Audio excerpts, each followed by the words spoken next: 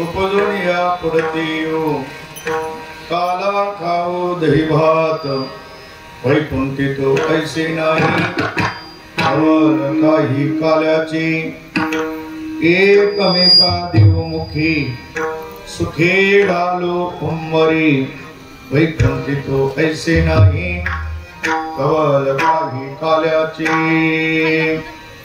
तुका म्हणे वाळवंट भरवे नीट उत्तम वैकुंठी तो ऐसे नाही कवल काही काल्याचे पांडुरंगा करू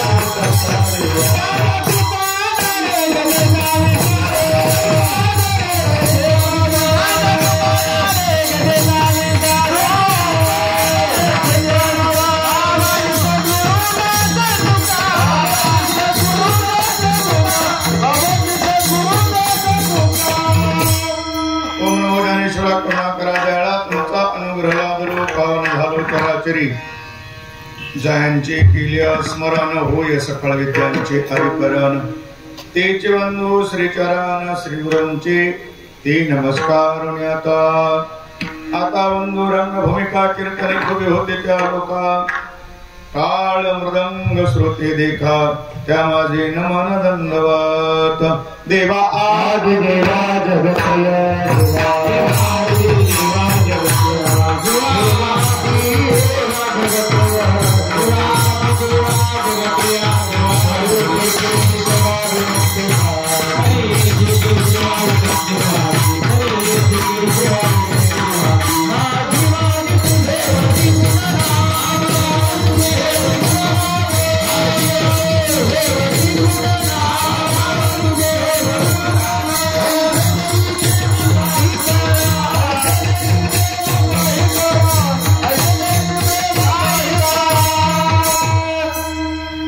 सेवे लागे सेवक झालो तुमच्या लागलो निज चरणा अहो स्वामी तुकया देवा यावरी न करावा अवहीर उपजून या पुढते ओ काला खाऊ दही भात वैकुंठी तो ऐसे नाही कवल काही काल्याचे आपल्या या श्री संत तुकाराम महाराज पादुका झाड या पवित्र परिसरामध्ये गेली 28 वर्षापासून चालू असलेला हा महाराजांचा महोत्सव यावर्षी त्रिशतकोत्तर अमृत महोत्सव आहे। श्रीमंत श्री जगद्गुरु तुकाराम महाराजांचे सदैव वैकुंठ गमन होऊन 375 वर्ष झाली आणि या निमित्ताचा औचित्य साधून संपूर्ण परिसरातील भाविक भक्तांच्या सहकार्यावर या ट्रस्टच्या वतीनं या कार्यक्रमाचं आयोजन या ठिकाणी केलं जातं आणि या कार्यक्रमाची सांगता आज काल्याच्या कीर्तनाद्वारे होत आहे। कार्यक्रमाची सांगता करत असताना वारकरी संप्रदायाच्या अनुष्ठानाची सांगताही काल्याशिवाय होत नाही। काला झाला की सांगता असं का त्याचं कारण आहे परमार्थाची जी शेवटची अवस्था आहे भजन करायचं कुठपर्यंत करायचं कीर्तन ऐकायची कुठपर्यंत ऐकायची ज्ञानेश्वरी पारायण करायची कुठपर्यंत करायची पंढरपूरच्या वाऱ्या करायच्या कुठपर्यंत करायच्या याचं उत्तर आहे काल्यापर्यंत। काला हा परमार्थातल्या साधनेचं थांबा आहे कारण परमार्थ करत असताना थांबण्याचा विचार करून परमार्थ आहे कारण परमार्थातच थांबा असतो ज्याच्यात थांबा नसतो त्याला संसार म्हणतात आणि म्हणून परमार्थातला थांबा कुठे आहे तो काल्यापर्यंत आहे आणि मग तो काला करायचं आपल्या वारंवार लक्षात यावं म्हणून काल्याच्या कीर्तनानं वारकरी संप्रदायामध्ये कार्यक्रमाची सांगता करण्याची परंपरा आहे। काला म्हणजे प्रसाद आहे आणि या निमित्तानं आज माझ्याकडे सेवा ट्रस्टच्या वतीनं आली काकुंडे महाराज असे तिथं सर्व आदरणीय गायनाचार्य मृदंगाचार्य सर्व भजनी मंडळी आपण सर्वांना आमंत्रित करत माझ्यावर आले हर्षद महाराज आदी करून सर्व या सर्वांना आमंत्रित करत आपण हा महोत्सव दरवर्षी अतिशय भव्य प्रमाणामध्ये संपन्न करत आहात। आज चिंतन करत असताना श्रीमंत श्री जगद्गुरु तुकाराम महाराजांचा अभंग आम्ही पुन्हा पुन्हा पुन्हा पुन्हा काय येऊ आणि येऊन काय करू याचा विचार आपल्या समोर प्रकट करणार आहे। विठ्ठला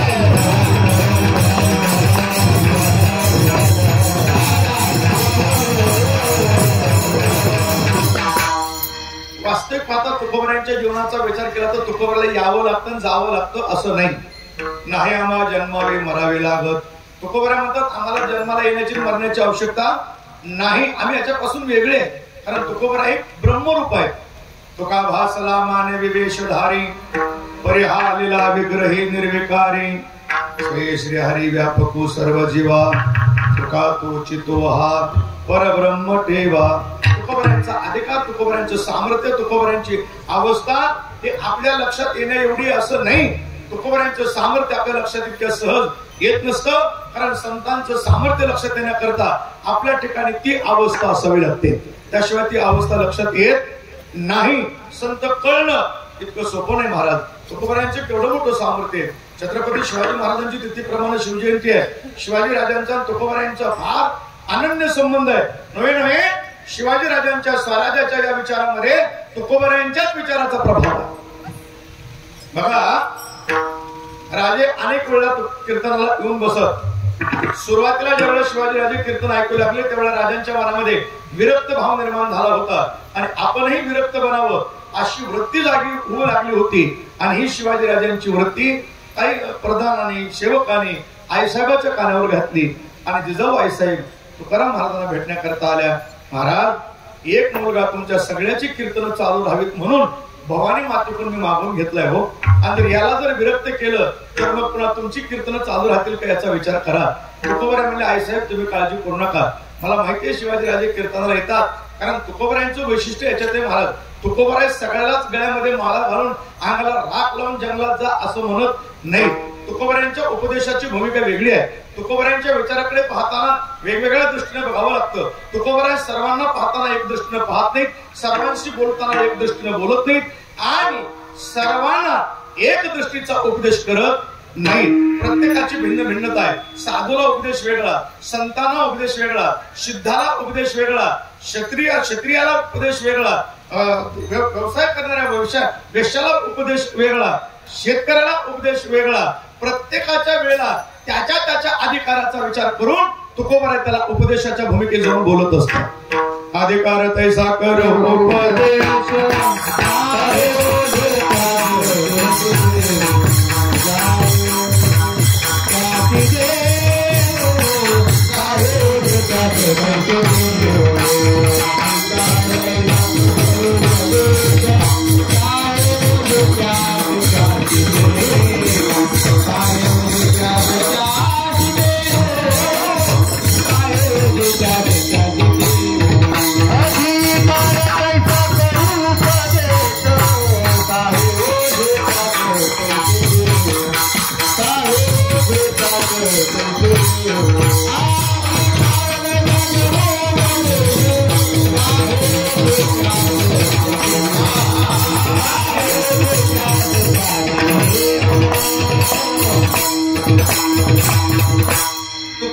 अधिकार पाहून उपदेशाची भूमिका मांडत असतात.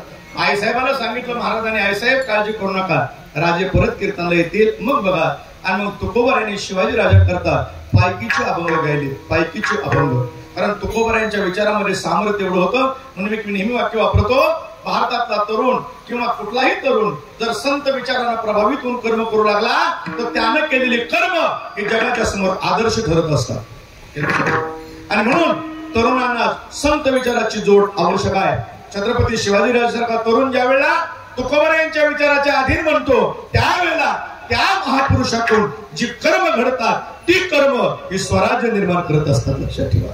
आणि म्हणून तुकोबरा यांच्या विचाराचं बघा, शिवाजी राजांच्या जीवनाचं जर चरित्र लक्षात घ्या म्हणजे कळलं आपल्याला. ज्यावेळेला कल्याणच्या शिवदराची सून महाराजांच्या पुढे हजर केली, भर दरबारामध्ये तिला हजर केल्यानंतर दरबारात उपस्थित असणाऱ्या लोकांच्या नजरा खाली पडत नव्हत्या, एवढं सौंदर्य होतं. मात्र त्याच्याकडे पाहिल्या बरोबर राजांच्या लक्षात आलं माझे श्रीगुरु जगद्गुरु तुकोबरा आहे. डोंगरावर पाठवलेल्या स्त्रीला आई म्हणून परत पाठवत असतील तर मी हिला घरात घेणार कसा. आणि एवढा तुकोबऱ्यांच्या विचाराचा प्रभाव ठेवून मग तिला साडी चोळी देऊन मग बोलवलं, हे लक्षात घ्या. आणि म्हणून संत विचाराची जोड तरुणांना असावी लागते. तारुण्याकरता संत विचाराची फार आवश्यकता आहे. महाराज मोठ्यांचे विचार ऐकल्याशिवाय तारुण्य हे योग्य दिशेने जात नसतं. विठ्ठला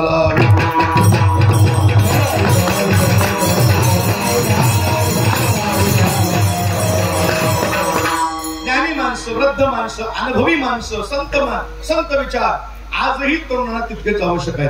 आज तर भयानक परिस्थिती झाली महाराज. आज परिस्थिती अशी झाली आहे,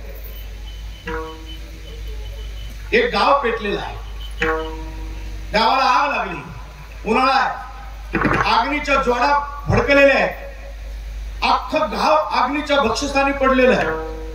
आपापला प्राण वाचवण्याकरता सगळे पळायला लागले. आता अख्खं गाव पेटले म्हणल्यावर प्रत्येकाला आपलं वाचायचं पडलंय, तो जो तो आपला पळतो. दुसऱ्याला वाचवायला कुणाला वेळ आहे? आपला माणूस कुठपर्यंत दुसऱ्याचा विचार करतो? इथं यूज करतो, इथं आल्यानंतर मग दुसऱ्याचा विचार करत नाही. तो आपला पळतोय. आणि त्या गावामध्ये दोन व्यक्ती अशा आहेत की त्या जळण्याकरता मजबूर आहेत. त्यांना पर्याय नाही जळल्याशिवाय. एक आहे लंगडा आणि एक आहे आंधळा. एक पांगळा आहे आणि एक आंधळा आहे. कारण त्याची अडचण अशी आहे, पांगळ्याला कुणीकडे पळावं हे कळतंय पण पळता येत नाही. आंधळ्याला पळता येतं पण पळायचं कुणीकडे हे माहित नाही. ते उठून पळायला गेलं की त्या आगीकडे जाऊन पडतंय. पांगळ्याला दिसतंय पण पळता येत नाही. आणि बाकीची माणसं यांच्याकडे बघायला तयार नाही, तिचे आपले पळते. वाचायचं कसं हा प्रश्न आहे. मात्र त्या पांगळ्यानं पाहिलं, आंधळ्याकडे ताकद आहे पण पाय नाही. माझ्याकडे पाय नाही पण मला दृष्टी आहे. माझ्याकडे दृष्टी आहे, आंधळ्याकडे दृष्टी नाही पण पाय, ताकद आहे. माझ्याकडे पाय नाही पण माझ्याकडे दृष्टी आहे. कोण्या दिशेला पळलं पाहिजे आणि कोणची दिशा आपल्याला जाण्याकरता योग्य आहे हे माझ्या दृष्टीला दिसतं, आंधळ्याला दिसत नाही. आणि मग त्याला हाक मारली, ओ आंधळे बाबा इकडे या, माझ्या आवाजाच्या दिशेने या, मी बोलतो तिकडे या. आणि आंधळ्याला जवळ धरलं, पांगळ्यानं पांगळत जाऊन त्याला सांगितलं, एक काम कर, मला तुझ्या खांद्यावर घे. मला जर खांद्यावर घेतलंस तर मी दिशा दाखवतो, तू पळ, आपण दोघं वाचू. नाहीतर अग्नीमध्ये दोघं जळून जाऊ. आज आमची परिस्थिती अशी आहे, की आंधळा कसा मरण्याकरता मजबूर आहे, त्याच्याकडे पाय आहे, त्याच्याकडे ताकद आहे, पण आंधळी तरुणाई आहे आणि पांगळा बुडापा आहे. आज आमच्या वृद्ध माणसाने सगळं कळत आहे पण ही तरुणाई आंधळी झालेली आहे, दिशाहीन झालेली आहे. त्यांना पळावं कुणीकडे कळत नाही. पैसा पुष्कळ आला पहिल्यापेक्षा, जेवायला मिळत नव्हतं, कपडे घालायला मिळत नव्हती, एक ड्रेस लग्नाला जाण्याकरता असायचा. परंतु त्यावेळेला तरुणाई भरकटलेली नव्हती, कारण भारतातली तरुणाई जगाला कसं जगलं पाहिजे हे जगून दाखवणारी तरुणाई आहे. बघा, वयाच्या 16 वर्षी वेगळ्या विचाराने वेडी झालेली मुलं आपण पाहतो, पण त्याच वयामध्ये आपल्या विचारांना जगाला वेळ लावणारे ज्ञानोबा या देशानं पाहिलेली आहे. एक भारतातला वीर तरुण, माझी भारत माता परकीयांच्या ताब्यामध्ये असताना आपण आनंदात जगावं कसं या विचारानं प्रेरित झालेला वीर पुरुष, ज्या वयामध्ये कपाळाला मंडोळ्या बांधाव्या त्याच वयामध्ये हसत फासावर चढणाऱ्या भगतसिंगाचा हा देश आहे. आणि म्हणून या देशाचा गौरव वेगळा आहे, भारताच्या तरुणांचा गौरव वेगळा आहे, भारताच्या तरुणांचा इतिहास वेगळा आहे. कसं जगलं पाहिजे हे जगून दाखवणारी भारताचे तरुण आहे. पण सध्या परिस्थिती अशी झाली आहे की ती आंधळी बनली आहे, दिशाहीन झाली आहे. वृद्ध माणसाला कळतंय पण पळता येत नाही. मात्र ज्या वेळेला ही आंधळी तरुणाई या वृद्ध असणाऱ्या पांगळ्याचा विचार घेतील आणि त्यांच्या विचारानं त्यांनी दाखवलेल्या दिशेनं ज्या वेळेला ती पळतील त्यावेळेला निश्चित ती योग्य मुकामाला जाऊन पोहोचतील, हे लक्षात घ्या. आणि म्हणून संत विचाराची आवश्यकता असते. जगद्गुरु तुकोबरायासारखे विचार अभंगाच्या रूपाने आजही आपल्याला तारण्याकरता येते. रामानं शेतू मानला, पण आपण म्हणतो ना, मुका शेतू भंग आणि का शेतू अभंग. अभंग शेतू आहे, हा शेतू तुकोबाने दिला. तुकोबारा आलेच होते आपल्याला मार्ग दाखवण्याकरता, आणि ती बी त्यांना येण्याचं बंधन नसताना परमात्म्याने पाठवलं म्हणून आलो म्हणे तुका विना.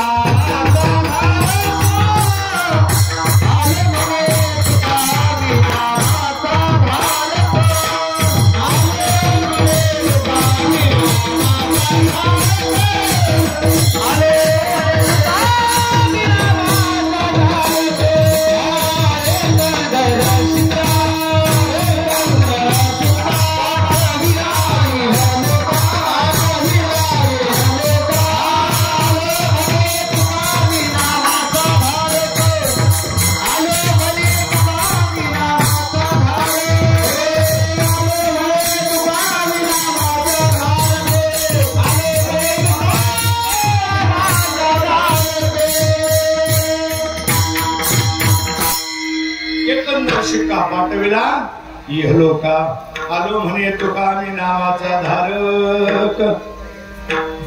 देवानं तुकोबरायला या मनुष्य नावाच्या प्राण्याला योग्य दिशा देण्याकरता पाठवलं होतं. आले आणि मग आपल्या अभंग रूपानं समाजाला दिशा दिली. आणि मग कालच्या दिवशी विजेला तुकोबर वाटलं आपलं काम झालं. हरिभजनी हे ढवळलेले जग. काय काम केलं महाराज? हरिभजनी हे ढवळलेले जग.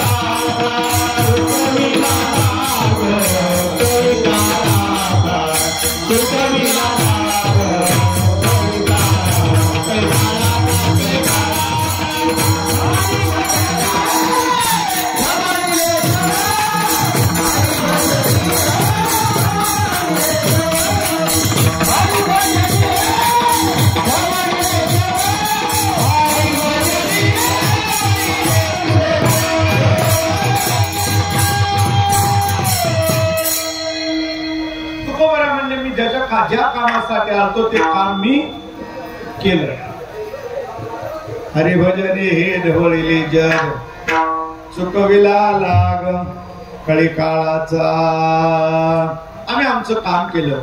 ज्या कामासाठी परमात्म्यानं मला पाठवलं होतं ते केलं. वाढवया सुख भक्ती भाव धर्म आम्ही काम केलं. मग आता मात्र आता दिसू नये जना ऐशे करा नारायणा. मग ती तुकोबरायांनी परमात्म्याची प्रार्थना केली. भगवान परमात्मा आले. विजेच्या दिवशी गेला तो विमानी बैसून या.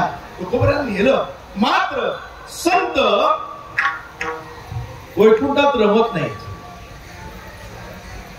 कारण हर के जन मुक्ती न मागे मागे जन्म हजार. हर के जन मुक्ती न मागे मागे जन्म हजार. संत मुक्ती मागत नाही. कारण तिथं बसून काय करा म्हणतात महाराज. वैकुंठा जाऊन काय बा करावे. उगीच बैसावे मौन रूप नको वैकुंठीचा वास.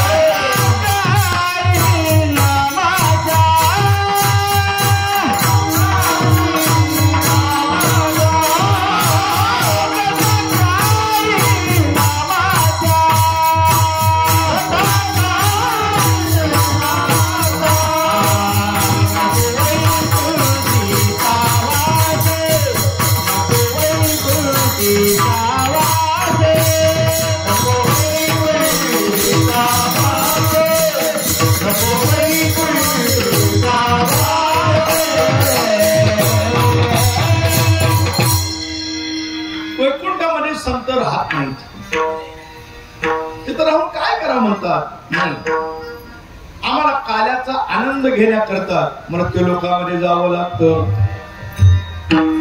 कारण इथं जो आनंद आहे तो आनंद वरती नाही.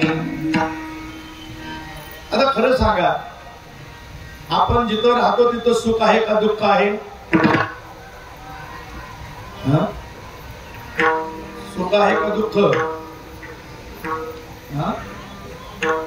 कुठकडे तरी इकडे मतदान करा की वाद होईल. नाही तर आपण जिकडे बघावं तिकडे रडणारी दिसतात माणसं. आणि महाराजाचं तर मत आहे, हा सुख सोहळा स्वर्गी नाही.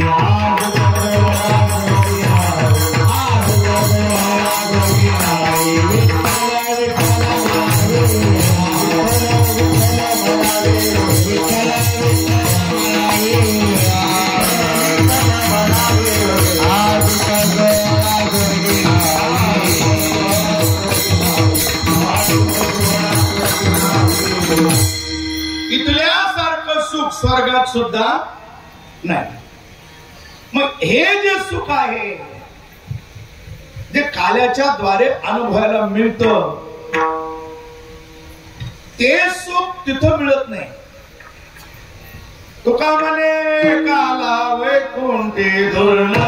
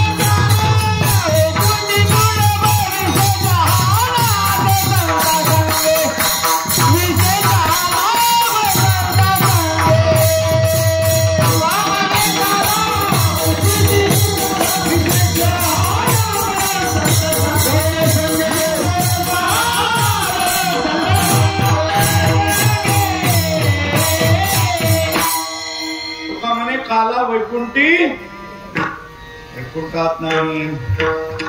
काला, काला म्हणजे काय? दोन पदार्थाचं अभेद रूपाने केलेलं मिश्रण म्हणजे काला. दोन भाकरीचा काला.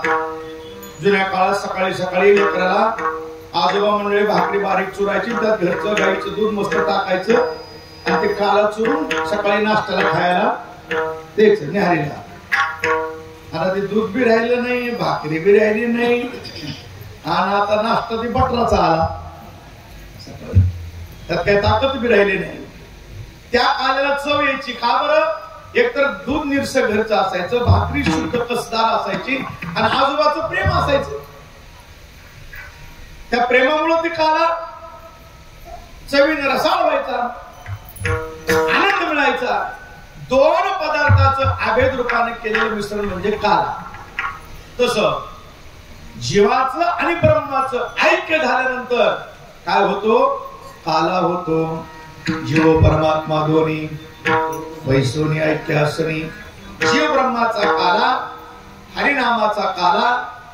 नामाच्या काल्याला आणि प्रेम या दोघांचं एकत्रित करून जो काला तयार होतो, त्या काल्याला एक वेगळी चव आहे. मग काल्याच्या प्रकार करत असताना एकतर जीव ब्रह्माचा काला, या दोघांचं ऐक्य झालं की काला, आणि दुसरा हरिनामाचा खिचडी काला.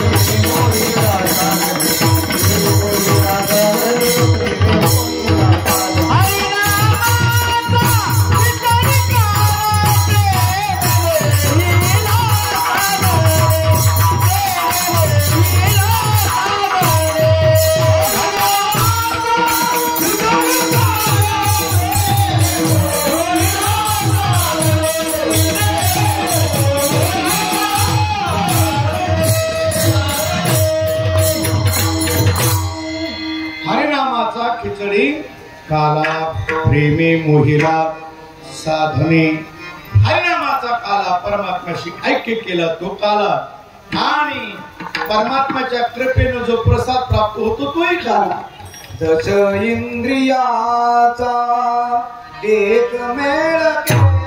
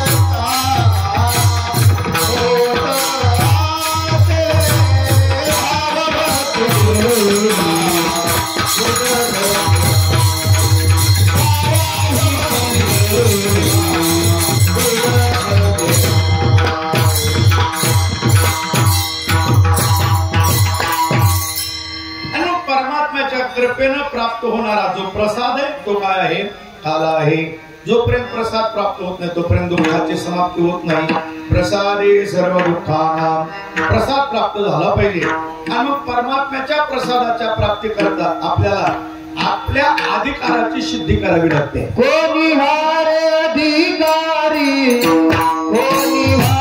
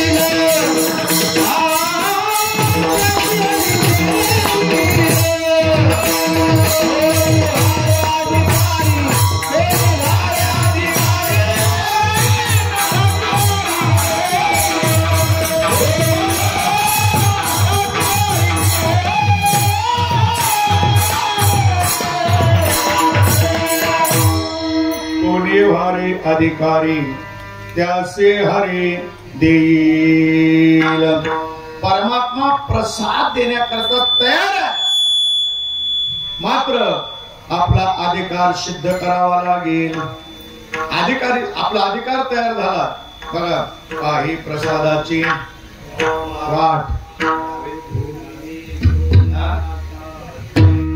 ताट धुवून घ्यायचं का ताट धुवून तयार राहायचं दुसऱ्या कोण ताट धुवून घ्यायची सवय लागलेली माणसं जुन्या काळातल्या ज्या प्रथा होत्या का नाही त्याच्या पाठीमागे विज्ञान होतं अध्यात्म होतं समाजशास्त्र होतं तर तिन्ही गोष्टी होत्या जुन्या काळामध्ये ही पात्र नव्हती प्लास्टिकची आपापल्या घरी ताटली घेऊन जेवायला यायचं तांब्या ताट घेऊन यायचं त्याच्या पाठीमागे विज्ञानाचा किती मोठा दृष्टी आमचे पूर्वज विज्ञानवादी पुष्कळ विज्ञान बोलत नव्हते पण विज्ञान जगत होते आताची माणसं विज्ञान सांगतात पण विज्ञान जगत नाही विज्ञान सांगणारी माणसं प्लास्टिकच्या पत्रवाळीमध्ये जेवतात आणि कॅन्सर पोटात घालून आम्हाला विज्ञान शिकवतात जुनी माणसं अध्यात्म त्याच्यामध्ये विज्ञान तर आहेच आपल्या घरचं ताट आपणच वापरलेलं स्वच्छ ताट जेवणाकरता मिळणार त्या ताटात घेतलेला पदार्थ वाया जाणार नाही चांगल्या पद्धतीने खाता येणार आणि जर उरला तर घरी नेता येणार पाणी प्यायला तांब्या एक तर विज्ञान आहेच अध्यात्म काय प्रसादाचा नियम असा आहे की प्रसादाला आपण वाट बघायला व्हायची नाही आपण प्रसादाची भिक्षाम देहिंच पार्वती ज्ञान वैराग्य सिद्ध्यर्थ प्रार्थना करावी लागते अन्नपूर्णे सदापूर्णे शंकर प्राण वल्लभे ज्ञान वैराग्य सिद्ध त्यार्थं भिक्षां देहिं च पार्वती, हे अन्नपूर्णा माता, ज्ञान वैराग्याच्या सिद्धी करता आम्हाला भिक्षा वाढ. म्हणून पाहे प्रसादाची वाट. आपलं आपलं ताट धुवून, हे आमचं ताट कसं आहे, सगळं घाण साचली याच्यात, अनंत जन्माचे संस्कार साचून हे मलिन झालाय आणि याला शुद्ध केल्याशिवाय. म्हणून बघा तुकोबराय कालाचा जेवढा विचार करतात त्यावेळेला जन्मने शब्द नाही, उपजने शब्द आहे. जन्मन वेगळं आणि उपजन वेगळं. विठाला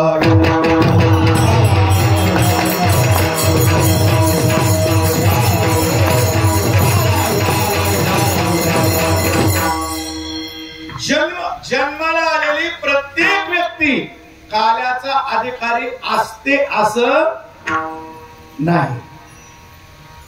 गावामध्ये हजारो माणसं आहेत, सगळ्यालाच काला मिळतो का? मिळत नाही. कारण त्याचा काला खाण्याचा अधिकार नाही.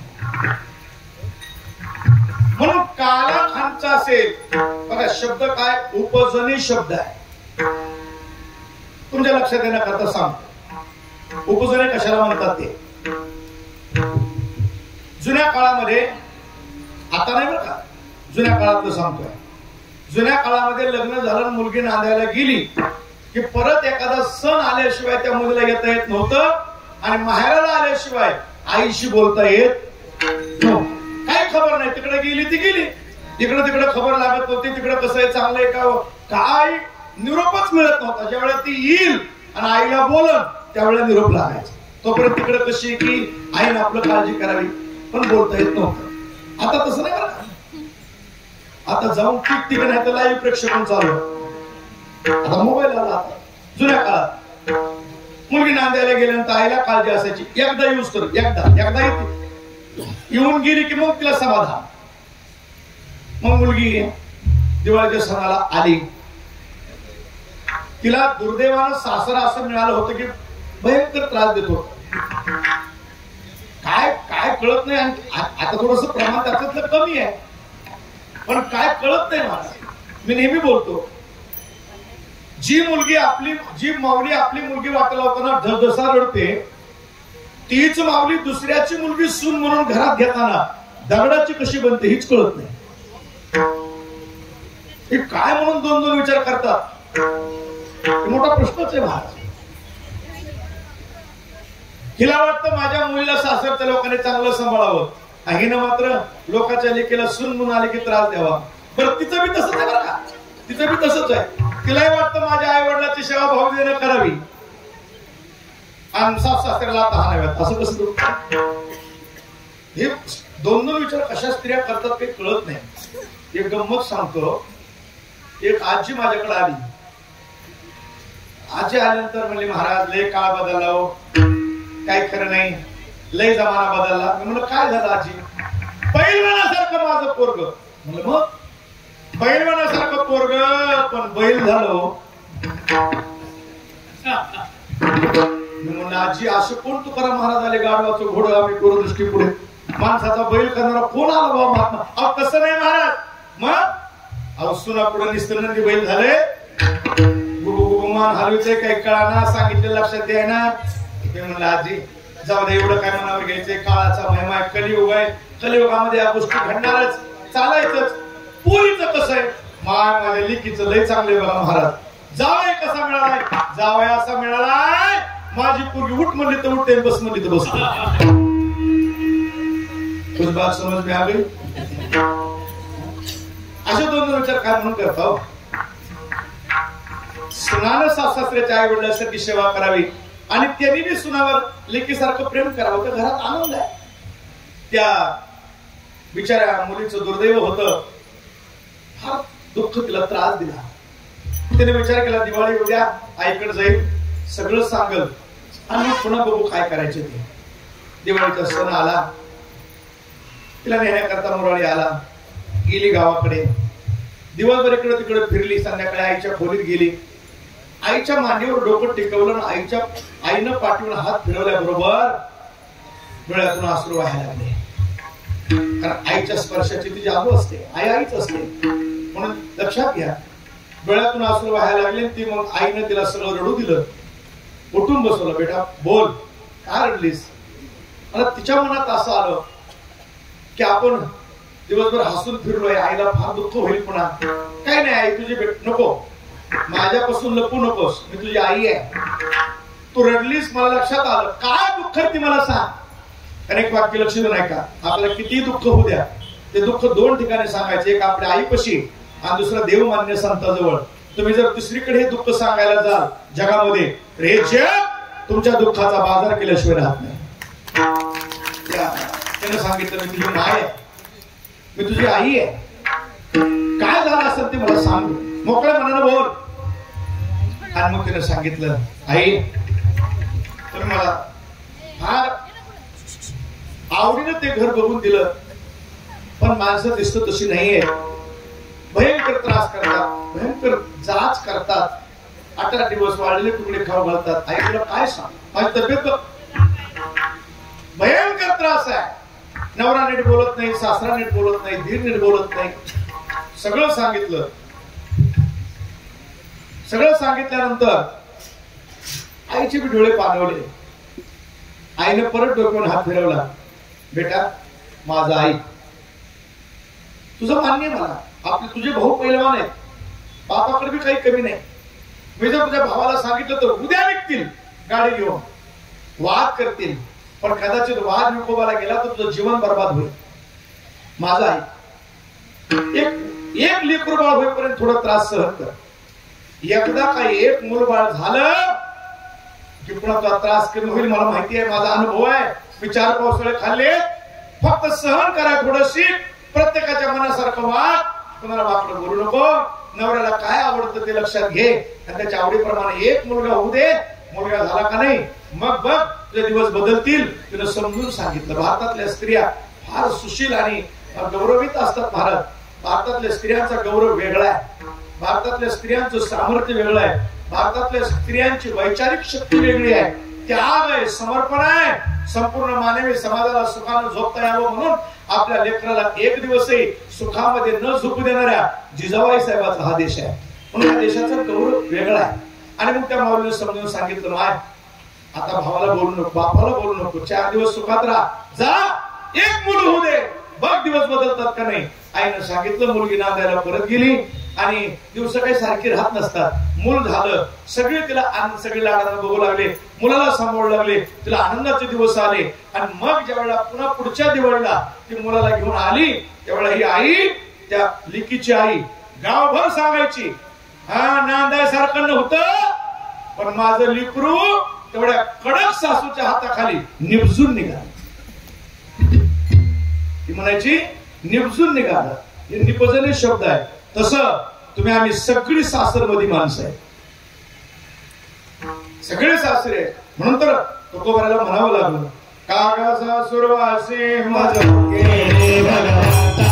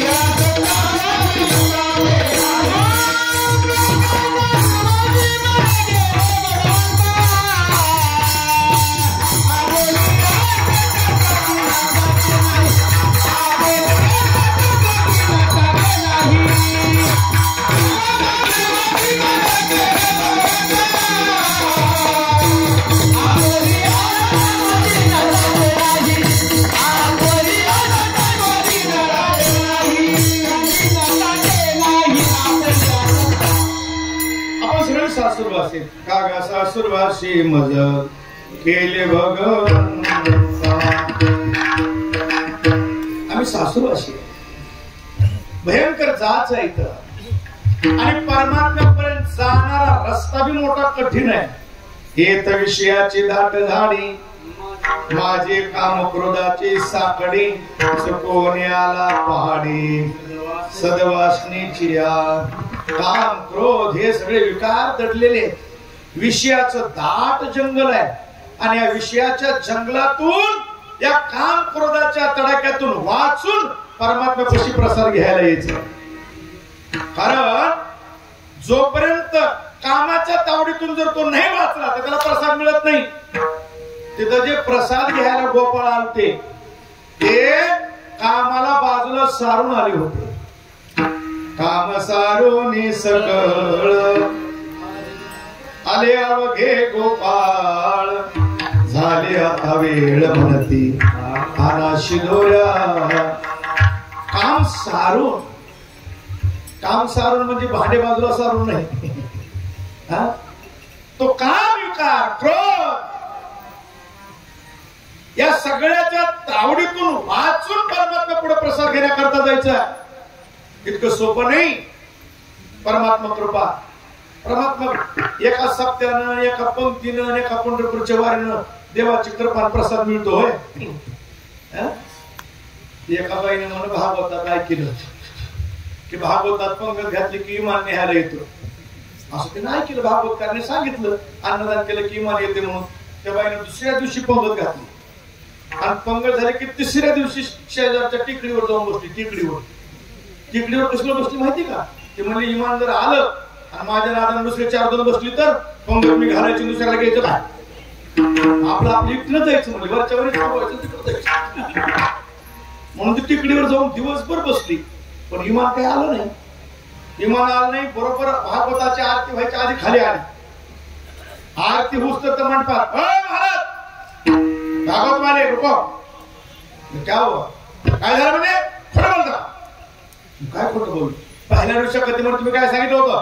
भागवतामध्ये अन्नदान केलं, पंगत घातली की इमान न्यायला येतं. सप्त्यात पंगत घातल्यावर सांगितलं होतं. काय सांगितलं? खोटं बोलता. काय खोटं बोल? अहो काल तुम्हाला माहिती का दुसऱ्या दिवशीची पंगत कोणाची होती? कोणाची होती? माझी पंगत होती. चांगली गोष्ट नाही. पण पुढे आहे का, मी पंगत घातली आणि आज दिवसभर इमानाची वाट बघितली, इमानाचं पक्ष दिसलं नाही. लोकांना खोटं सांगता. महाराज म्हणले बापरे कार्यक्रम फार पुढला आहे.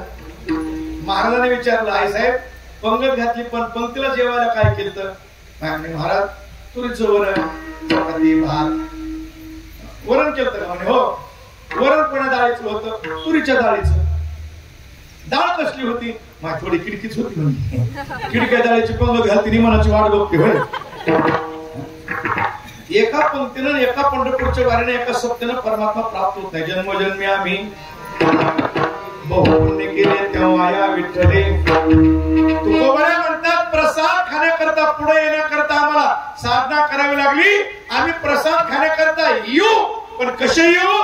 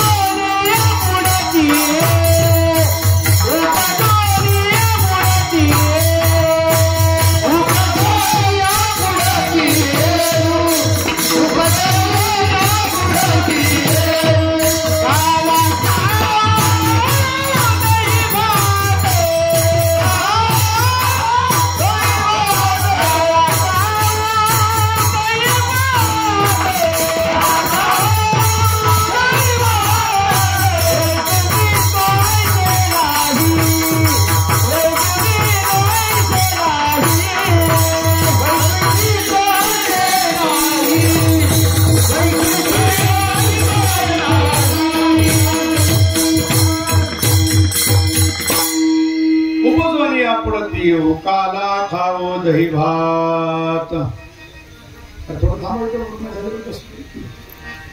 उपजून या पुढती येऊ. आम्ही काला खाण्याकरता येऊ, पण कसं येऊ? उपजोनी निपजून. त्या काम, क्रोध, लोभ, मत्स्य, अहंकार यांच्या तावडीत न सापडता यांच्या तावडीतून बाहेर येणं इतकं सोपं नाही. कामाची कोतवाले आणि नाडिले भोवतासे हरिहरासे आबरू घेतो बहिणाई असे. जमद अग्नी दुर्वास नाडिले महान महान ऋषी. क्रोधाचे फौजदार याच्यातून फार कठीण आहे. मात्र आम्ही उपजून या पुढती येऊ. काय करू? काला खाऊ दही भात. आम्ही परमात्म्याच्या प्रेमाने मिळणार. दही भात हे प्रेमाचं प्रतीक आहे बरं का.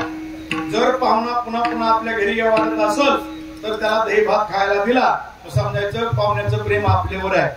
गाठळ पिठलं पिठळ भाकर जर ताटात आली तर पुन्हा पिशवी लवकर इकडे आणायची असं नाही. आहारावर ओळखा.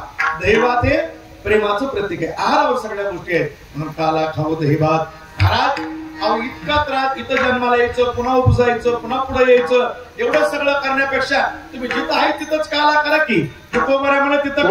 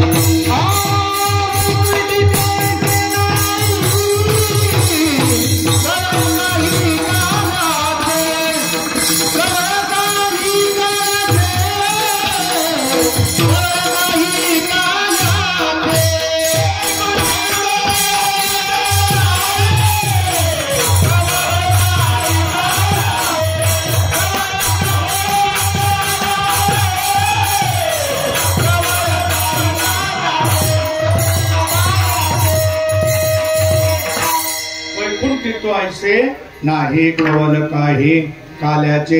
वैकुंठामध्ये तो काल्याचा आनंद नाही.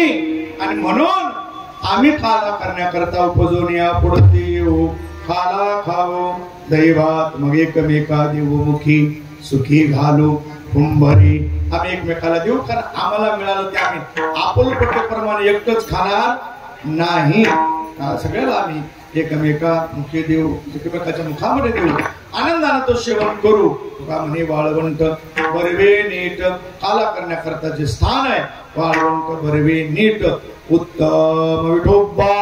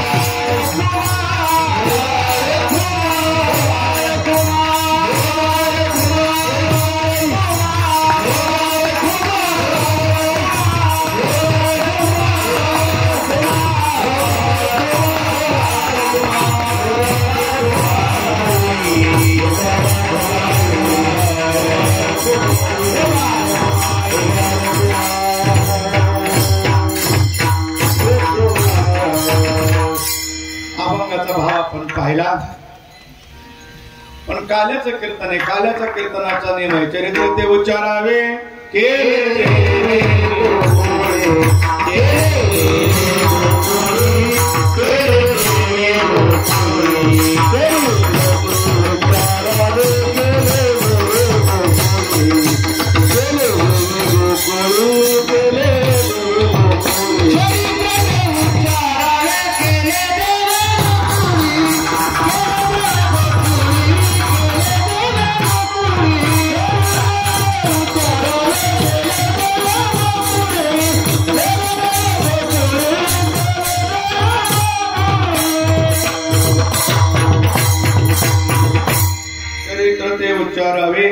केले देवे गोकुळी.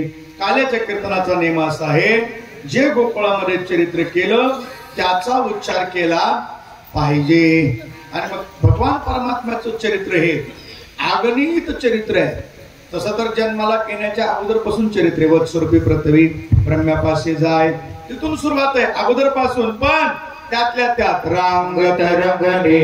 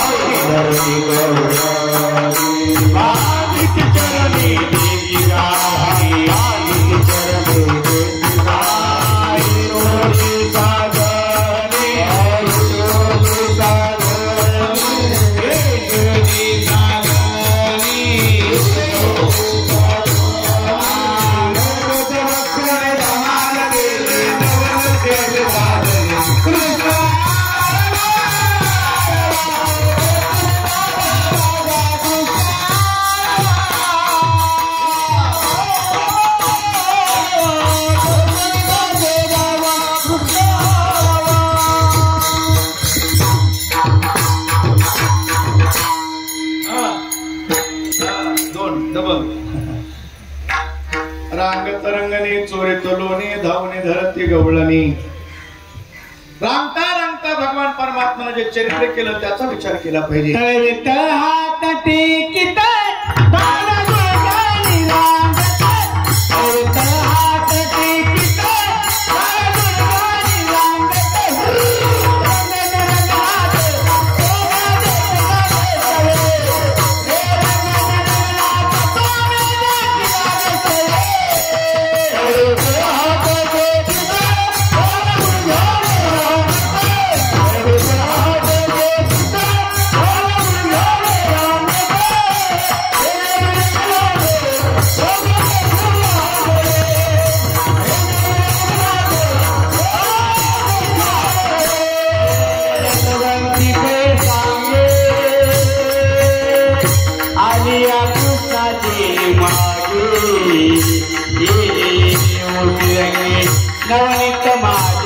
केली केली देवकी रंगी नवनीत माझे भक्ती देवा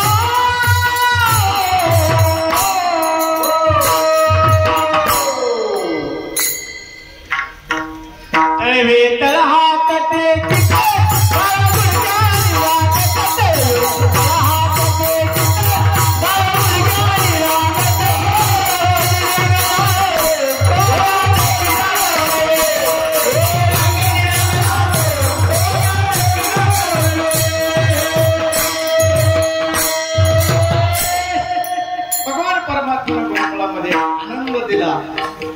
मात्र काय असतं बघा, गोकुळात आनंद आहे पण मथुरेत दुःख आहे ना. सज्जन प्रवृत्तीची माणसं एकत्र आली, आनंद उत्सव करू लागली की दुर्जन प्रवृत्तीच्या माणसाला ते बघवत नाही. ते मीटिंग घेऊन आनंद संपवायचं बघतात की बंद कसं पडल याचा विचार करतात. त्या कंसाने मीटिंग बोलवली. अरे म्हणे गोकुळामध्ये आनंद चाललाय, त्याचं कारण कळलं का कोणाला? म्हणजे कळलं. काय कारण आहे? बाळकृष्ण नंदारी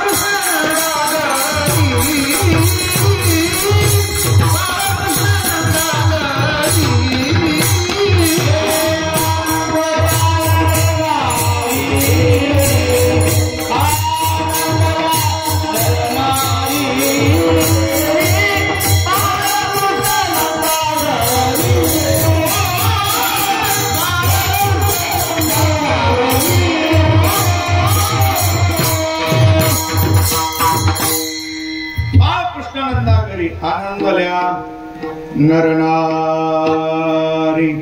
अच्छा, मग त्या गोकुळातला आनंद संपवायला कोण जाते? त्या बाळाला मारल्याशिवाय आनंद संपणार नाही. कोण जायला तयार आहे? चामुंडादी राक्षस जे होते का नाही, ते राक्षसाने माना खाली घातला. कारण लहान बाळाला मारायला काय शूरवीराचं काम आहे का? एक महिला उभी राहिली. सरकार हम आहे, मी जाते मारून येते. कंस मला बस खाली, तुला कोणी येऊ देईन त्या गोकुळात? नाही का? दाता दाता लावणी, केस कुपाटे लावले, कलर डांबरे आणि कंपनीचा माल, तुला कोणी येऊ दे? ती म्हणजे तुम्हाला माहित नाही, मला मी मायावी आहे, बघा कसं रूप घेते. आणि तिने असं सुंदर रूप घेतलं, जर काय स्वर्गातली स्वर्गांगण आहे, देवांगणासारखं रूप घेतलं. कंस म्हणाला आप बात बन जाएगी, एवढी सुंदर. मारणार कशी? नेस्तानाला हलाल नावाचं विष लावणार आणि विष लावून आणणार. त्या बाळाला मुखामध्ये स्तन दिलं की त्याला विष मिळालं की ते मारणार. पण माझा शत्रू तुला कसा कळणार? ती म्हणली 6 महिन्याच्या आत जेवढी जन्माला आली तेवढी मारते. बघा दुष्टाची दुष्टबुद्धी कशी असते. दिसायला सुंदर आहे, बोलायला सुंदर आहे, गोड आहे, पण ते असायला सुंदर, अतिशय सुंदर दिसायला. म्हणून दिसतं तसं, आणि म्हणून तर जग असं सगळेच म्हणते तर सगळेच फसतील, फक्त म्हणते. तिनं सुंदर रूप घेतलं आणि गोकुळामध्ये आली. एखादी गवळण बाहेर गेलेली बघायची, वाड्यात जायची, बाळाला उचलायची, स्तनाला लावायची, विषाचा वास आला की कुठतर फोडून मारायची. अशी बरीचशी बाळं मारली. आणि ती बाळं मारत मारत ते नंद बाबाच्या वाड्यावर आली. नावाने आली नंदाची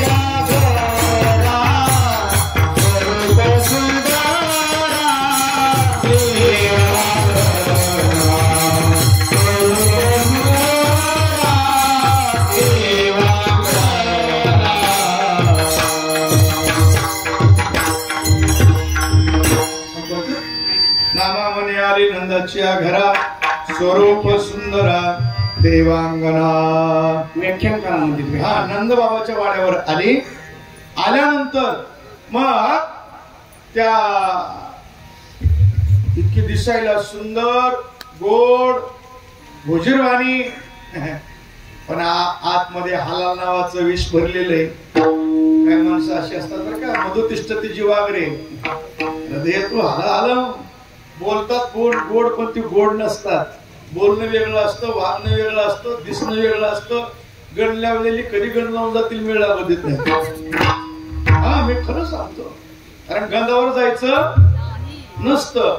तुम्ही जर दिंडीमध्ये आषाढीमध्ये गेला तर पंढरपूरच्या वाळवंटात जर गर्दीमध्ये जर चोर पकडला तर त्या चोराच्या गळ्यात आपल्यापेक्षा मोठ्या माळे असतात, तो पुगंध असते. मग माळकरी चोऱ्या करतात का? माळकरी चोऱ्या करत नाहीत, पण चोराने माळा घातल्यावर आम्ही काय करणार त्याला? दोष काय? त्याने गंध लावणार काय करणार आम्हाला? आणि ती सुंदर दिसणारी पुतना नंदबाबाच्या वाड्यावर गेली. यशोदेला वाटलं पाहुणे असं एवढी लुटून आली तेव्हा जवळचीच असत. ये माय बस, कोण मी ओळख? मी तुझ्या लांबच्या नात्यातली बहीण आहे, लग्नाला येत आला नाही, तुला मुलगा झाला म्हणून कळालं, भेटायला बघायला आले. कुठे तुझा बाळ? यशोदा म्हणले बघा आत्ताच झोपी घातले, लय रडत होत. बळत बळत झोप येत, झोपत नाही, पाण्यात टाकले, झोपी घातले, थोडं बसा, जागा झालं की देते. पण भगवान म्हणले आमच्या आई साहेबाला धंद्यातलं कळत नाही. भवानीच्या पारी आलेलं गिराईक सोडायचं आपला धंदाच आहे. घेऊन या चक्रवेदा हाच धंदा तरी तो भक्ता राखे पायापासी दुर्जनासी. त्या त्या करून भगवान रडायला लागले. आणि ती म्हणली जा घ्यायचा यशोदा, तिला तेवढं पाहिजे होतं. आतमध्ये पुतना गेली, बाळाला उचललं, स्तनाला लावलं, पण तिला कल्पनाच नाही याची पावर किती पावरची मोटर आहे. तिला वाटलं बारकुशी टूरलं मोटर आहे का शिंगल पेच फेस टू फेस झालं की जळून जाईल, पण तिला हे पान बुडी लक्षातच आली नाही. तिनं उचललं, स्तनाला लावलं, पण भगवंताने डोळे बंद केले. डोळे का बंद केले त्याची पुष्कळ कारण आहे. 2-3 कारण सांगतो. एक कारण असं आहे, भगवान म्हणले इथपर्यंत येण्याकरता त्या राक्षसीनं माझ्या सवंगड्याला मारलंय, मला त्यांना मुक्त करायचंय. कोणाला मारलंय हे पाहण्याकरता भगवंताने डोळे बंद केले. दुसरं कारण, ही मोप मारायला आली आहे, पण हिच्या मांडीवर मी बसलो आहे, हिचं स्तन मी मुखात घेणार आहे. हे पूर्वाश्रमीची कोण असेल हे जाणण्याकरता डोळे बंद केले. ही पूर्वीची कोण होती? बळीराजाची रत्नमाला. रत्नमाला आहे. आणि म्हणून ते पाहण्याकरता आता एकच तिसरं कारण महत्वाचं सांगतो. तिसरं कारण महत्वाचं याच्यासाठी आहे, भगवंताने डोळे हेतून बंद केले. डोळे बंद करून भगवान शंकराची प्रार्थना केली. हे भोले बाबा, हे शिवजी, लवकर या. तुम्हाला समुद्र मंथनामध्ये मिळालेला विष पिण्याचा अभ्यास झालाय. मला विष पिण्याची सवय नाही, मला दूध पिण्याची सवय. तुम्ही कंठात बसा, विष तुमच्याकडे घ्या आणि दूध माझ्याकडे पाठवा. माणसाला हुशार महाराज गोड बोलून महादेवाला विष पाजतील. त्या महादेवाचं नशीब. आणि डोळे बंद केले, भगवान शंकराची प्रार्थना केली.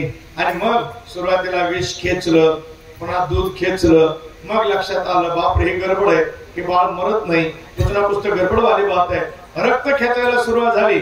आणि मग म्हणते एलाला छोड़, एलाला छोड़, एलाला छोड़. भगवान म्हणले मावशी जी हम आधे में नहीं छोड़ेंगे, अभी ठिकाना लगा के छोड़ देंगे. अर्ध्या सोडत नाही म्हणलं, एक धरीत नाही धरलं तर कुणाला सोडत नाही. प्राण खेचून घेतला, पुन्हा धार दिशी पडली. काग वगैरेटा मारेले बाळपणी अवघी दैत्य खानी बुडविली विठाला विठा.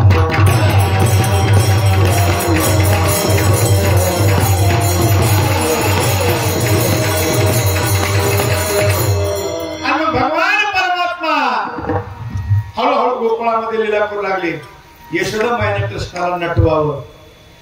सुंदर सकाळी आंघोळ घालायची, केसाचा असा वरी, काय म्हणते तुमच्याकडे लहान लेकराचा केसाचा वरी बांधते ती, आमच्याकडे जुट्टा म्हणते, तुमच्याकडे काय म्हणते जम्बू, असं वरी बांधते. आता राहिले ना ते कापायला लागले सगळे. मुलीची बे कापायला मुलाची काय मिळत आहे ना. ते लहान लेकराचं असं वरी बांधलं का नाही, ते फार सुंदर दिसतात लेकर. असं केसाचा वरी जम्बू बांधावा, वर एक मोराचा पंख खावा, कमरेला पिवळा पितांबर, पायात पैजण, दंडामध्ये बाजूबंद, गळ्यामध्ये सुंदर नीलमणी, केसरी गंधाचा टिळा, काजळाचा टिकला, असं नटवावं यशोदा मैयानं. एक वाक्य लक्ष देऊन ऐका. भक्ती निर्गुण ब्रह्माला नटवत असते आणि ज्ञान जाणत असतो. विठाला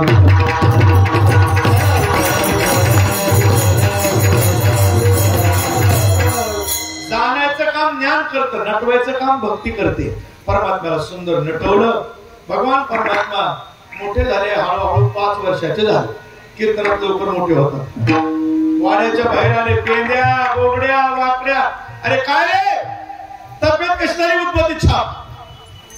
भगवान सगळं तो ढिरीला काहीच नाही. आमच्या मापाची भरती करता करता म्हाताऱ्याची विसरून पाहिली ना. आणि म्हणजे मागून बघा रे, मागून कोण देत नाही बाबा. मग तुम्हाला खायचंय का म्हणजे उपाशी मारायचे का? मागच्या अवतारात झाडाचा पाला खाऊन जगलो आम्ही, आणि आता बी उपाशी मारतो का? खायचंय ना. भगवान म्हणजे खायचंय ना, या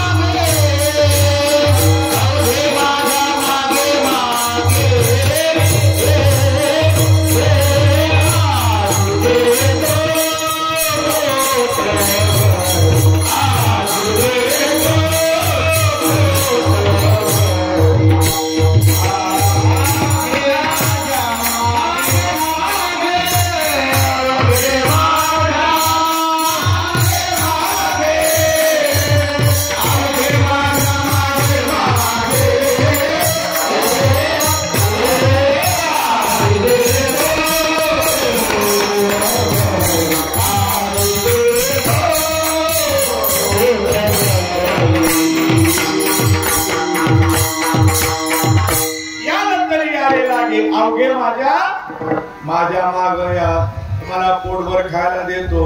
भगवान परमात्मा पुढं, गोपाळ माग. रस्ता काढला दुसरीकडे, याचं घर इकडं निघालं इकडं. त्याने मला इकडं कुठं,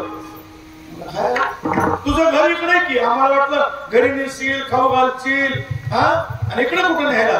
ते मला घरी काय पंगत आहे का मला आता कालेज घरी नेऊन खायला. तुम्हाला काय पोट भरण्याशी म्हटलं, कुठं कधी ना माझ्या मागे या.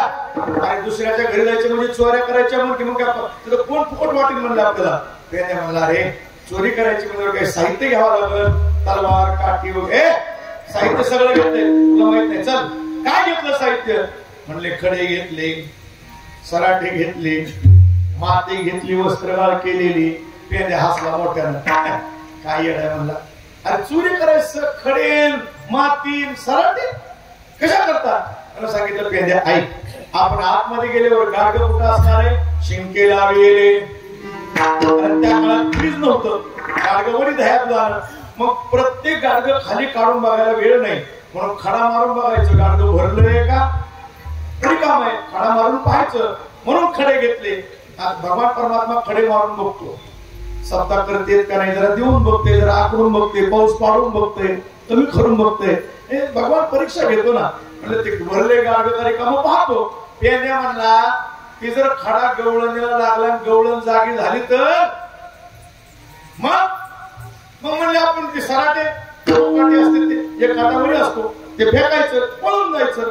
कारण त्याच्या काय आहे, भगवान परमात्म्याच्या भक्त जर एखादा जवळ येऊ लागला, महाग लागला, भगवान त्याला रिद्धी सिद्धी देतो. आणि त्याच्यामध्ये भक्त अडकून पडला की देव पळायला मोकळा. पेंड्या म्हणला चप्पल घालून गवळण आली तर, म्हणले वस्त्रगाळ केलेली माती फेकायची, डोळ्यातून पळायचं. माती म्हणजे मुक्ती. एखादा भक्त फारच जवळ आला तर भगवान त्याला मुक्ती देतो, देव मोकळा होतो. म्हणून संत मुक्तीचा स्वीकार करत नाही. पेंड्या म्हणला ती चष्मा घालून आली तर भगवान तुला खायचं का, गुणाला महागार होईल. कुत्र्याचा असं चावण केवढा कुत्रा कशा करायचा. सगळ्याला भगवान परमात्म्याने घेतलं. रोज एका वाड्यावर जायचं, काय खायचं तेवढं खायचं आणि निघून यायचं. आणि पालती घालायची, काही फोडायची, त्या गवळणीने बघायचं. पहाटे गवळणी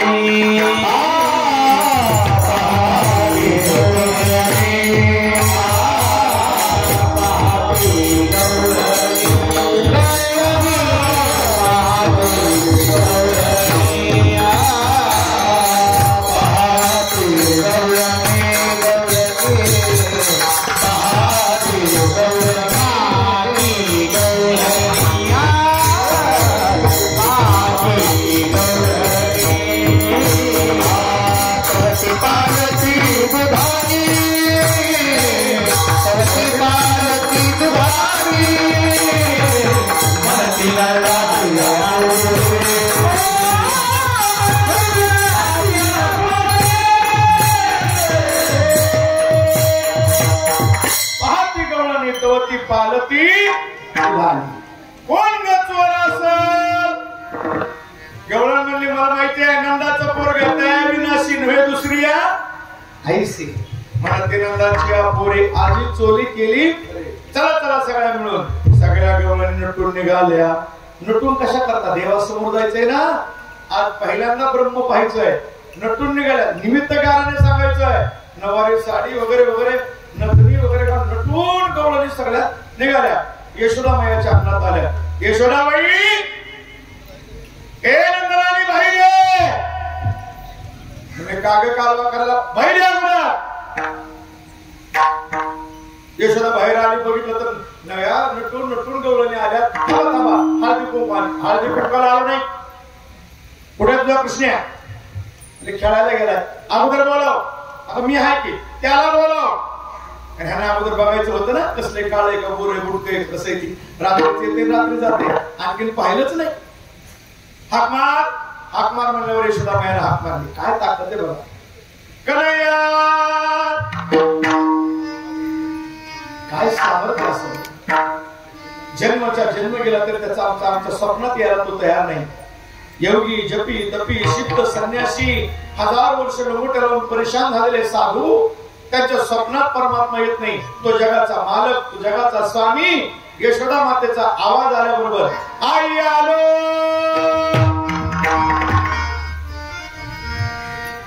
आई विश्वाचा जनिता म्हणे यशोदेशी माता.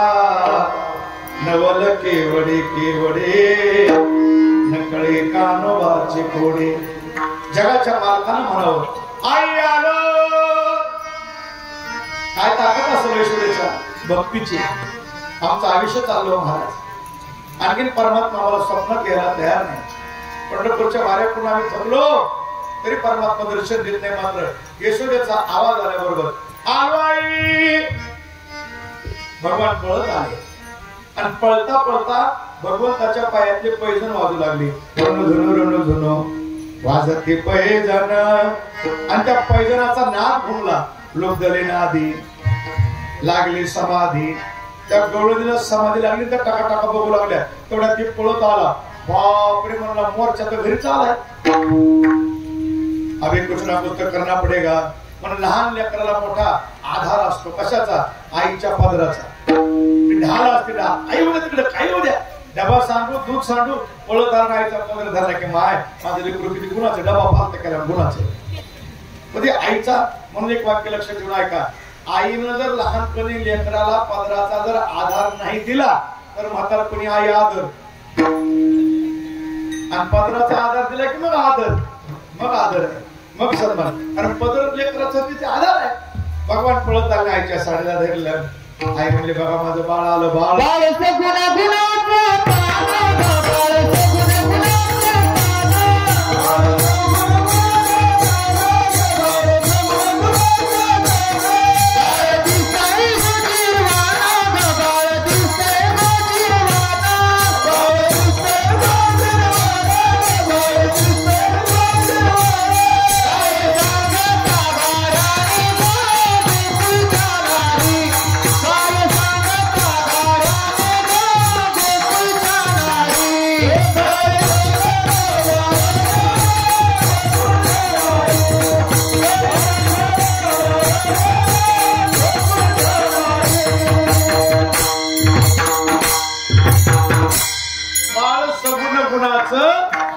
तान ग बाळ गुणाचं आहे. तान आहे. ए ईश्वरा लय गुणाचा बाळ नाही. याच्या खोड्या सांगू किती महिपत्र.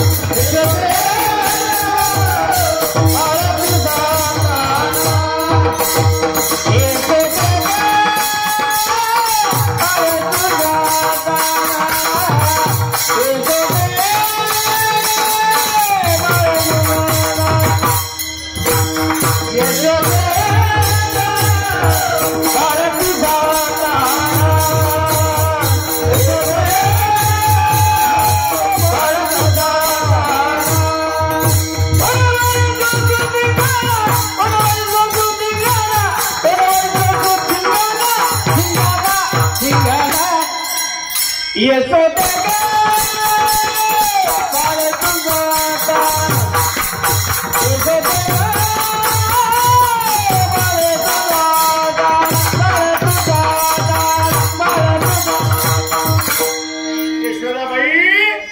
तुझा बाळ दिसतंय तसं नाही. काय केलं? परवा आला मुच्या घरात, दारी निधला होता म्हातारा, 80 वर्षाचं म्हातारा दारात झोपलं होतं. तुझा कृष्ण आला आणि सिरकट ताकाचा डेरा उचलला म्हाताऱ्याच्या ढेरीवर दान दिशी फोडला. यशोदा म्हणली, का ग तुला पटत का काही? 80 वर्षाच्या लेकराला 5 वर्षाच्या लेकराला 80 लिटर ताकाचा डेरा उचलतो कसा? 5 वर्षाचे बाळ माझे गे अंगणे खेळ खेळे गे, खायला टिकाची घेता आळगे गोकुळच्या नारी. फटाळ घेता का? माझं लेकर कसं उचलन ग? आणि जरी सगळ्या उचलला नाही तर तुझ्या म्हाताऱ्याची डिहरी कसा आधी डिहरी का म्हणली? ऑटो रिक्षाच एवढा मोठा. हो, काही लोकांची डिहरी मोठी असती. मी पंढरपूरला डिहरीवाला बघितला, आता बी आहे मोठा डिहरीवाला आहे. मी तुझ्याकडे बघत होतो, मोटरसायकलवर बसायला होतं, त्याने अगोदर डिहरी ठेवली अशी. आता आहे पंढरपुरात मी गेलो बघा, नाही देव बघायचा सोडून डिहरीवाला ओळखीत बसता. यशोदा म्हणली जास्त बघ. यशोदे बाकी सोड, चोरा काय चोरलं? काय चोरलं? लोणी चोरताय. यशोदा म्हणली, कमाल आहे तुझी, लोण्याचा पुरा आला, 9 लाख गाई माझ्याकडे. हा कशाला लेकरू चोरायला? अगं खरंच चोरतय. यशोदा म्हणले, नका सांगू नका सांगू, तुम्ही खाऊन लोण्याचा गोळा आळ घेता या गोपाळा, तुम्ही ठाईच्या ओढाळा गे गोकुळच्या नारी. तुम्ही ओढाळा. माझं पोरगा कशाहून तुमच्या घरी आलं तर पकडून ठेवा, बांधून घाला, मग मला सांगा. फुकट बोलायचं नाही, बिगत पुरावेस का? घरी आल्यावर सांगा. यशोदा बी रागवली, ढाल गजा बार गजा. एक दोन म्हणली, बर येऊ दे घरी. नाही वडीत बांधित आणलं तर पुन्हा बोल. नावाचे बोकळा व्हायचं नाही, येच म्हणाव, दाखवते माझा हात. त्यानं असं बघितलं आईच्या पदरला धरून. मला ते द्या इकडे, ती महागल्याकडेची आहे ना, मला ती नदी वाली तिकडे बघा, इकडे बघा. गोकुळात ते सांगायचं, ती नदी घालून बोलायली म्हणलं आईला, तिचं घर बघून तपास काढ कोण कोण घरी. ठीक आहे, पेंदे तिच्या महागच एवढे गोकुळा काय म्हणते, वडील बोल. हा हेच म्हणा, माझ्या घरी दाखवते माझा हात. आतमध्ये गेली, पेंदे महाग महाग बघितलं. पेंद्या कशाला आला म्हणला घर बघायला? तुझाच नंबर आहे म्हणला आज. या आतमध्ये गेली, काटेची कंगडच मोडती म्हणजे ये मा. आणि पळत पळत पेंद्या महागाऱ्याला म्हणला, कृष्णा त्या बाईच्या घरी बघ नका, लया बाई कंगडच मोडती म्हणजे काय करायचं मला? आगावाचा नंबर पाहिला, गरीब तर आपलेच आहे, चाल कोण आहे घरी सांग. दोघच आहेत म्हणा, टिकवा ठिकाणी कडून दोघच आहे. आणि एक पोरगी ती गावातला जावाई म्हणला, कोण नाही घरी. बरं चल. संध्याकाळी काय झालं, तिचे मालक गायरा पण आले. बघा म्हणले, माझा यशोदेचा लय वाद झालाय, आज कृष्ण आपल्या घरी येण्याची शक्यता आहे, जरा राखण करावी लागत. ती म्हणला, कुणी सांगितलं तुला धडा असला करायला? घरी बसून दूध खाऊन दिवसभर वनात फिरतोय म्हणला, गाई घेऊन तुला कळतं का काही? जेवलं की कवा डोळा लागला ते कळत नाही, झोप येतील. कोणी सांगितलं तुला? तुझं बघून घे. ती म्हणाला, जेवण केलं, झोपलं, झोपी गेलं. रामायण रात्री दाढी लावलं चूक होती. आणि हिनं थोडा पहारा केला, ही बी झोपी गेली. सगळ्याला घेऊन आतमध्ये गेला, काय खायचं ते खाल्लं. जाताना 2 इंच बरोबर घेऊन गेला. सगळ्याला जीव घात झालं, पोटभर झालं. चला निघा, तू रे आलो जरा, मला काम आहे. आरती उशाला काठी गुंजून, तुला काय करायचं जा, सकाळी गंमत दाखवतो. सगळ्याला बाहेर काढलं, आतमध्ये गेला. त्या दाढीची इनीची पक्की गाठ बांधली. दिवा होता तो बाजूला काढला, तिथे 1 इंच सोडला. काडीपिटी होती ती काढली, तिथे 1 इंच ठेवला आणि गेलं निघून. आता त्या काळात गवळणी पहाटे उठायच्या, दळण दळण्याकरता, सणासमारंभ करण्याकरता. सूर्य उगवायच्या आत सगळी कामं उरकायची, रांगोळी काढून प्रार्थना करायची, हे सूर्य भगवान मेरे अंगण में पधारो. मग लक्ष्मी नांदायची. आता सरकार बदली झालं, आता सूर्य अगोदर होत नाही, मागून ही प्रसाद सूर्याला प्रसाद. ते का तसा होता? ती गवळण पहाटे उठायला गेली, तसा दाढीला झटका बसला म्हाताऱ्याच्या. होतं बुटीनाथ पण भरत कडकनाथ, उलटी हाताचा ठेका खडाल दाढीवर. ते म्हणले आता आता आता मी कशाला दाढी, तुम्ही चिनीला झटका आणला. ते म्हणे काय स्वप्नात आणला का? बघितलं तर बापरे म्हणला, गाठ बसली, गाठ अंधारा सुटाना. दिवा कुठे आहे? त्या दिवळीत ठेवला. काळी पेटी इकडच आहे. जाण एकटी कशी जाऊ म्हणली, देव बांधले उठा. दोघंच्या दोघं उठले. तुम्ही तिकडला दिवा घ्या, मी काळी पेटी घेते. दोन्हीकडे दोघांनी हात लावला. तिथं काय होतं? हिंचू दोघाला ठाणका बसला की टुनटुन उडी मार. माय आपल्या घरात भूत घुसले म्हणजे इकडे तिकडे हात लावणार. दिवस उगूस तर असंच बसा, पण उलट देव ती पुढे मांडी घालून माग दाटी धरून. आता पहाटेची वेळ थोडी डुकली लागणारच की, तिला अशी डुकली लागली घ्यायला झटका बसायचा. झोपलं पण ते लाभ घाली प्याकाडात. आता आता काय आता आता दाढी उठतायली झोपती का? तेवढ्या दिवस सोबल्याबरोबर भगवान गावात आले. पेद्या बाबड्या चला चला चला चला, बकोळाबाईच्या वाड्यावर फुकट पिक्चर. 1 रुपया तिकीट नाही म्हणा. चला 500 पोरं महाराज हुर्रे. 500 पोरं निघाले. जुन्या काळात बंदा चड्या होत्या. त्या बंदा चड्डीची लई मजा होती. जुन्या लोकांनाच माहिती ती. खाली उठत चालायचं आणि त्यात जर महत्वाच्या टाइमिंगला जर गाड बसली तर लईच मजा होती जुन्या काळातली मजा. आणि मग ती सगळी 500च्या 500 पोरं बकोळाबाईच्या वाड्यावर हुर्रे. जावई म्हणला दार बंद आहे, 500 पोरं दारात आहे, काय भानगड आहे? जावई आला दरवाजा बाजूला. आत्याबाई माय म्हणजे जावई आला काय की सासरा म्हणला असू दे आपला जावई ही मधी कितीतरी काहीतरी करीन गाठ सोडायचं बघून. हळूच जावई मध्ये घातला, दरवाजा लावला. पोरं अशी बघायली. कृष्ण म्हणला गडबड करायची नाही. तांत्रिक बिघाड झाल्यामुळे पिक्चर सुरू व्हायला उशीर झालाय. मेकॅनिकल बोलवलाय. दुरुस्ती झाली की सिनेमा चालू. सगळी पोरं अशी अर्ध्या बटाट्यासारखी टाका बघायला लागली. त्या आतमध्ये गेलं. जावयानं बघितला जुम्मा पजुमा. जावया म्हणला सासूबाई लग्नामध्ये हळद किसका कमी पडला होता का? जावया जास्त बोलू नका, गाठ सोडायचं बघा. जावयाने प्रयत्न केला पण गाठ बाई कोण असेल. मग त्या नंदाच्या पोराला काही म्हणलं होतात का? माय काल गेलते हो. त्याचाच कार्यक्रम आहे, त्याच्याशिवाय दुसरं कोणी नाही. मग आता त्याच्याशिवाय गाठ सुटणार नाही.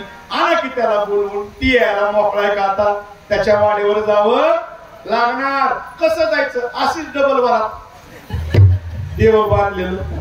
बाहेर 500 पिपाण्याचा बँड बाजा एक कमी नाही म्हणलं. मोठा बेड राजबँड मागविलेला आहे, लांबून बोलविलाय. काळजी करायची नाही. आणि उभे राहिले. दरवाजा उघडला. पोराने बघितलं. पोरं म्हणले हुरे हुरे म्हणल्यावरती बाई लाजली. ही होतं 5 फूट इकडं. दोडका फिरले म्हणे. इकडं लाजलं इकडं. सगळ्या गावात मिरवणूक निघाली. आणि अर्ध्या रस्त्यातून कृष्ण घरी गेला. आई आई मैया खायला मी कोणाच्या घरी गेलो का नाही माहिती कुठे गेलो नव्हतं. तिकडे सगळी सफाई हाणली. तेवढ्यात ते सून आलं. ए मैया बहिरे, आई आई बहिरे, काय रे कृष्णा? लय गंमत आली. मला एक माणूस इनीला झोका खेळायला बहिरे. यशोदा माता बाहेर आली. तिनं बघितलं हा जुम्मा. यशोदा हसायला लागली. ते गेवळून कृष्णाला म्हणते एवढ्या वार जाऊ दे ना. काल कशी ओढून उघडीत आणते म्हणलीस बांधून. सांगत तुला देवाला बांधून. त्या पाया पडते. भगवंताला पाहिल्यावर बंधनापासून सुटल्या गाठी. ते गाठ सुटल्या गेली. मात्र यशोदेच्या लक्षात आलं त्यानं बघितल्यावर गाठ कस काय सुटली. याच्याकडेच काहीतरी गंमत आहे. कृष्णा आता गावात राहायचं. होत्या जाई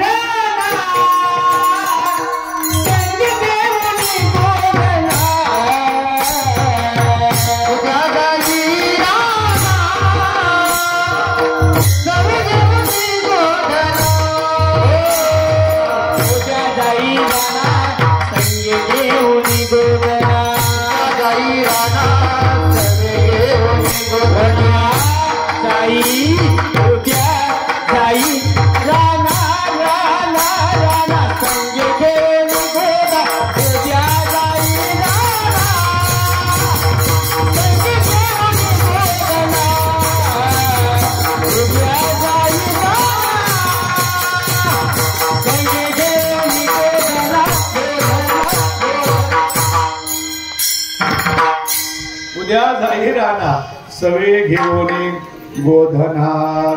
भगवान परमात्मा गाय घेऊन यमुनेच्या काठावर गेले. यमुनेच्या काठावर गाई चरायला सोडल्या आणि यमुनेच्या वाळवंटात खेळलं मांडी.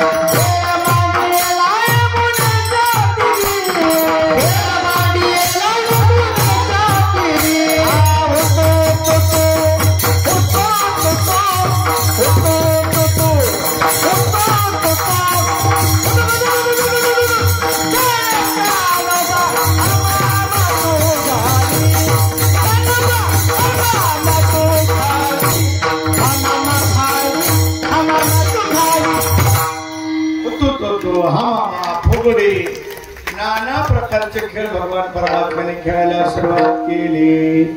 पहिल्या सुरुवातीला देवाने खेळ कुठला खेळला? चेंडू फळी क्रिकेट. क्रिकेट काही इंग्रज बापाचा खेळ आहे, आपलाच बाप खेळला अगोदर. चेंडू फळी म्हणजे काय? क्रिकेट. सगळे खेळ खेळले. विठुदारूचा खेळ खेळला भगवान परमात्म्याने. अनंत प्रकारचे खेळ. गोपाळ म्हणले 12 वाजायला लागले. खाते भार पोटी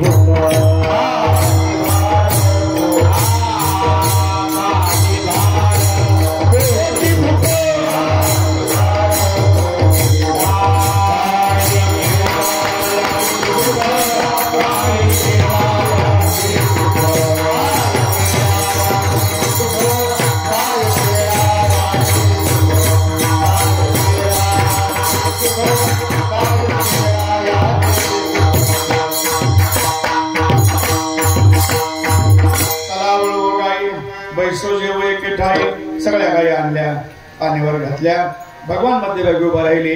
सगळ्या शिदुरा एकत्र केल्या. आजी ओस अमरावती काला पहावया येती देव विसरती. देहभाव आपला तुम्हाला काला नाही, आम्ही काला खाणार. कसा खाणार? काल्याचे असे देवजळी झाले. भगवान अजिबात यमुनेच्या डोहावर हात घेऊन जायचं नाही. मग कुठं पुसायचा? आपल्या गायरांना पुसायचा. अशी जय्यत तयारी केली. धरायचा अभंग आहे. भगवान उभे राहिले. भागवतकार घोड वर्णन करतात. विव्रत वेणुं नटरपटयो शृंगवेत्रे जगक्षे वाणे पाणी मसुर कबल मतत्फलानिंदुरेषु इष्टमध्ये स्मरेश्वर भासया नरभविस्वे स्वे स्वर्गे लोके निसती भोभुजे यज्ञ भोगवाद केली पुंडली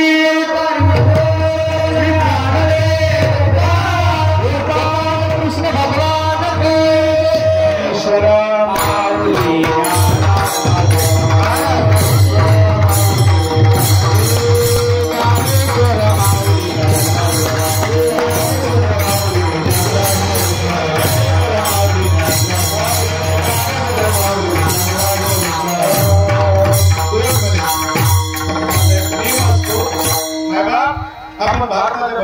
भाग्यवान आहे. हिंदू धर्मात जन्माला आलो परम भाग्यवान आहे. पण दुर्दैवाने आपल्या जाती पुष्कळ, पंथ पुष्कळ, संप्रदाय पुष्कळ, देव पुष्कळ. आपण आपल्या भांडत राहतो. पण याद राखा, आपण जर एकत्रित नाही आलो, धर्मभावाची जोपासना जर नाही केली तर येणाऱ्या काळात रस्त्याने फिरता यायचं नाही. परत एकदा छत्रपती शिवाजी महाराज जन्माला येण्याची वाट बघावी लागेल, पण वेळ निघून गेलेली असेल. म्हणून एकत्रित या, धर्मभावाची जोपासना करा, लेकरावरती संस्कार करा. जगातला श्रीमंत माणूस कोण आहे? पैशावाला नाही. ज्याची मुलं निर्व्यसनी आणि सदाचारी आहे तोच श्रीमंत आहे, आणि ज्याची मुलं व्यसनी आणि दुराचारी आहे त्याच्यासारखा दरिद्री माणूस नाही. म्हणजे लेकरावरती संस्कार करा. 5 मुद्दे मी नेहमी सांगतो. पहिला मुद्दा आहे, सकाळी उठल्यावर कपाळाला गंध लावा, कुठलाही लावा, काळा कुळा जांभळा तांबडा मॅचिंग करून लावा, पण लावा, उठल्याबरोबर गंध लावा. दुसरा नियम, रोज मंदिरात येऊन दर्शन करा. आपल्या बरोबर लहान लहान मुलाला घेऊन या, भगवंताच्या पाया पडा, वडीलधाऱ्या माणसाच्या पाया पडा. आपलं बघून ते लेकरं पाया पडायला शिकल. हे तर वडील जे जे करीती. तिसरा महत्वाचा मुद्दा, आई वडिलांची सेवा करा. ज्याने लहानाचं मोठे केलं, बोलायला शिकवलं, तर हाताच्या पोटासारखं सांभाळलं, त्यांना दुःख देण्याचा अधिकार दिला म्हणे. आई वडिलांची सेवा करा. काय झालं या देशातल्या लेकरांना? ज्या देशाची लेकरं आई वडिला खांद्याची कावड करतील त्याला घेऊन जात होती, त्या देशाची लेकरं आई वडिला वृद्धाश्रमात घेऊन चालली. हे शोभांतिका. आई वडिलांची सेवा करा, गोमातेची सेवा करा. मगाशी मी ते जगद्गुरूंच्या तिकडे गेलो, त्यांच्याकडे 70-80 गायी आहेत. गोमातेची सेवा केली पाहिजे. चौथा महत्वाचा मुद्दा, घरातला आनंद महिला मंडळाच्या हातात आहे. कुठली का मुलगी सून म्हणून येणार, त्या सुनावर मुलीसारखं प्रेम करा, आणि त्याही सुनानं सासू सासरेवर आई वडिलांसारखं प्रेम करावं. घरात आनंद आनंद राहील. पुढे देवाने दिलेलं सुंदर शरीर काय कायमचं दिलेलं नाही. एक ना एक दिवस जाणार आहे ना. मग दारू टाक, गांजा टाक, गुटखा टाक, ही काय घाण साठवायची जागा आहे, कमळीचं बॉयलर काही दिवसायला. मस्त निर्व्यसनी राहा, प्रसन्न राहा, एकत्रित या, एकमेकावर प्रेम करा, आणि हसत हसत निघून जा. इथं कोण कायमचं राहायला आलाय. आणि शेवटचा महत्वाचा मुद्दा, भगवंताला सुंदर मुख दिलं, कशाला शिव्या द्यायला नाही, निंदा करायला नाही. तुम्ही सांगितलं घरच्या भाकरी खाऊन गावाचं धनु झालं बिगर साधनाचं, धनु झालं नाही दिलं. मग कमल मुख राम भजन पदिया. एक तर भगवंताचं किंवा संतांचं चिंतन केलं, चिंतामुक्त व्हा. आणि जर नाही चिंतन केलं तर मग गौरव रस्त्याला चिंता वाट बघायला लागली आहे. आता एकदा हातवरी करा सगळे. तुकाराम तुकाराम तुकाराम.